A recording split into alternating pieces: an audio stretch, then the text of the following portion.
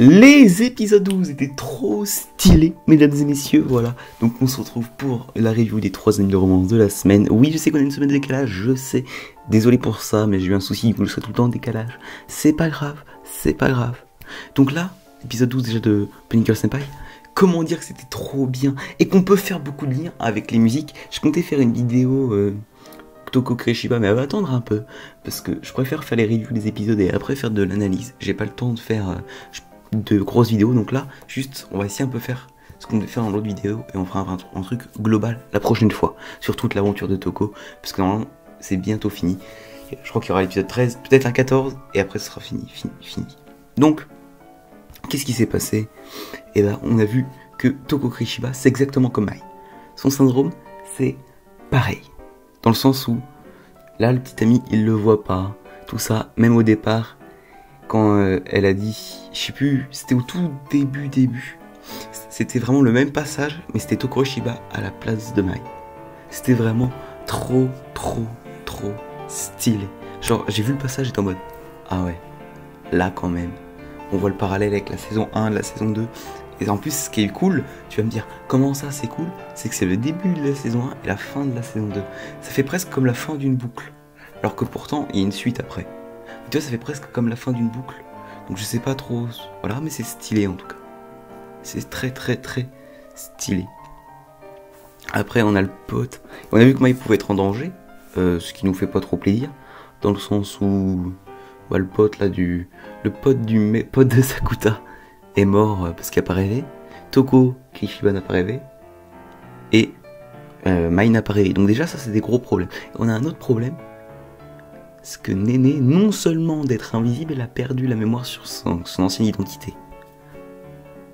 Du fait qu'elle a récupéré les les affaires des clips que j'avais même moi dit, tiens, il y a des trucs Noël dans les clips, il y a souvent la même boule ou des trucs comme ça. D'ailleurs, ce qui était cool, c'est qu'ils ont mis un moment le passage de la première chanson de Toko Kureshiba, mais en version anime, sur un écran sur l'écran du PC.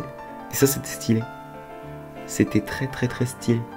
Parce que du coup, on a la version crépi en vrai, et dans l'anime, ils ont la version forcément animée. Parce que c'est dans la vraie vie pour eux.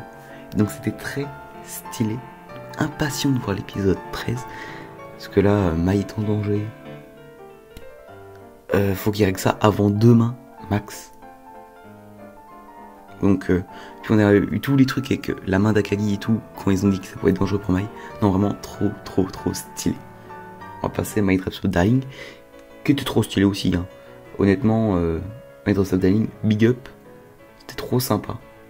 Bon, la fin, on aurait voulu qu'elle dise, mais vas-y, non, elle l'a pas dit. Mais on a eu un petit récap de tous les moments depuis la saison 1, donc c'est plutôt cool. J'ai bien aimé. Puis le passage du cosplay un peu crépi et tout, j'ai trouvé très stylé.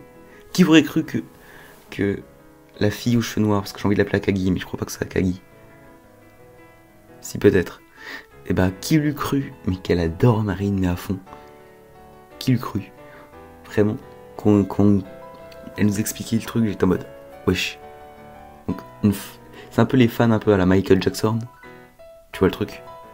Je trouve ça très stylé. Et on va passer à Call of the Night. C'est très rapide, je sais. Mais ils auront chacun le droit à une grosse vidéo chacun, une fois que les saisons seront terminées. Donc je me dis que là on fait une petite review, on fait un peu ce qu'on ressent. Et après on verra bien. Après on fera des trucs en détail plus. Je ferai des scripts, parce que j'ai pas de script. Donc voilà. Et là, donc Call of the Night, trop stylé. Vraiment, on a vu que le personnage de Nezuna, il a évolué depuis la saison 1, donc c'est plutôt cool. La détective qui se confie à Ako et tout, c'était vraiment trop sympa. Honnêtement, elle veut juste retrouver une vie normale, elle se demande si c'est pas 10 ans pour rien. Parce que des gens dans la vraie vie pourraient se poser comme question. Quand ils se trompent de voix, de filière, des choses comme ça. Donc c'est plutôt stylé.